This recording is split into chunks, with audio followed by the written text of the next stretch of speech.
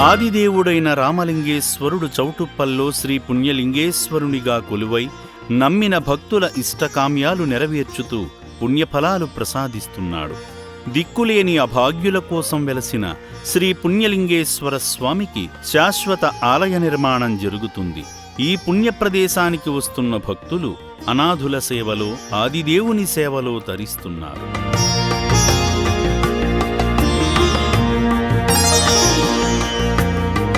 నల్గొండ జిల్లా కోదాడలోని నడిగూడెం నుండి విచ్చేసిన తరుణ్, శాంతికుమారి భక్తి సేవా మార్గాలలో తరించి పుణ్యఫలాలు పొందారు. మహామహిమాన్వితమైన దైవమైన శ్రీ పుణ్యలింగేశ్వర స్వామిని దర్శించుకొని గోత్రనామాలతో అర్చనలు జరిపించుకొని శివయ్యకు అభిషేకం చేసి అపురూపమైన ఆధ్యాత్మిక అనుభూతిని పొందారు.